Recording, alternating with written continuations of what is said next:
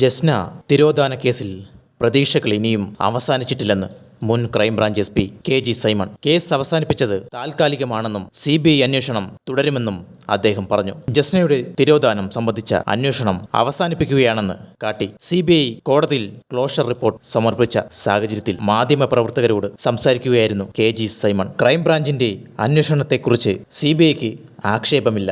CBIയുടെ lookout notice ഇപ്പോഴും നിലനിൽക്കുന്നുണ്ട്. സമൂഹത്തിൽ പലതരത്തിലുള്ള ഊഹാപോഹങ്ങൾ ഉണ്ടായിരുന്നു. പല മാധ്യമങ്ങളും റിപ്പോർട്ട് ചെയ്തതുപോലുള്ള മുതിർന്ന ഉദ്യോഗസ്ഥർ പറഞ്ഞിട്ടില്ലെന്നും അദ്ദേഹം പറഞ്ഞു. 2018 മാർച്ച് 22 വെച്ചുചിറ മുക്കൂട്ടുതറയിലെ വീട്ടിൽ നിന്ന് പിതൃ സഹോദരിയുടെ വീട്ടിലേക്ക് പോയ ജസ്നയെയാണ് പിന്നീട് ദുരൂഹ സാഹചര്യത്തിൽ കാണാതായത്.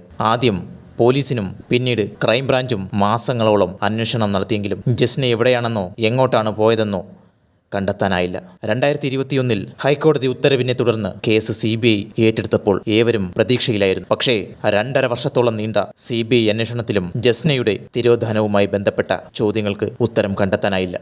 കാഞ്ഞിരപ്പള്ളി ST കോളേജിൽ 2.5 വർഷ BCom വിദ്യാർത്ഥിനിയായിരുന്ന ജസ്നയെ കാണാതാകുമ്പോൾ പ്രായം 20 വയസ്സായിരുന്നു. പരീക്ഷയ്ക്ക് മുന്നോടിയുള്ള പഠനാവധിക്കിടയിലാണ് ജസ്ന പിതൃ സഹോദരിയുടെ വീട്ടിലേക്ക് യാത്ര തിരിച്ചത്. മൊബൈൽ ഫോൺ കൊണ്ടുപോയിരുന്നില്ല. രാവിലെ 9:30 ഓട്ടോയിൽ കയറി ജസ്ന മുക്കൂട്ടുതറയിൽ എത്തി. പിന്നീട് ബസ്സിൽ എരുമേലിയിൽ എത്തിയതായും വിവരം ലഭിച്ചു. പക്ഷേ അതിനുശേഷം ജസ്നയ്ക്ക് എന്ത് സംഭവിച്ചെന്നോ എവിടേക്കാണ് പോയതെന്നോ 6 വർഷത്തോളമായിട്ടും ആർക്കും അറിയില്ല. പരാതി ലഭിച്ചിട്ടും പോലീസ് അന്വേഷണം ഏറെ വൈകിയാണ് ആരംഭിച്ചതെന്ന ആരോപണം അന്ന് തന്നെ ഉയർന്നിരുന്നു. ആദ്യ ദിവസങ്ങളിൽ വെച്ചുചിറ പോലീസ് പരാതി ഗൗരവത്തിലെടുത്തില്ലെന്നും കാര്യമായ അന്വേഷണം നടത്തിയില്ലെന്നുമായിരുന്നു ആരോപണം. ക്രൈംബ്രാഞ്ച് അന്വേഷണത്തിൽ ജസ്നയെക്കുറിച്ച് വിവരങ്ങൾ കിട്ടിയെന്ന രീതിയിലായിരുന്നു ADGP ആയിരുന്ന ടോമിൻ തച്ചങ്കരി വിരമിക്കലിന്റെ തൊട്ടുമുൻപ് പ്രതികരിച്ചത്. പക്ഷേ ഇതേക്കുറിച്ച് പിന്നീട് വെളിപ്പെടുത്തലുകളോ പ്രതികരണങ്ങളോ ഉണ്ടായില്ല. സമാന രീതിയിൽ ജസ്ന കേസിൽ ശുഭവാർത്ത കേൾക്കുമെന്ന് പത്തനംതിട്ട SP ആയിരുന്ന KG സൈമണും പ്രതികരിച്ചിരുന്നു.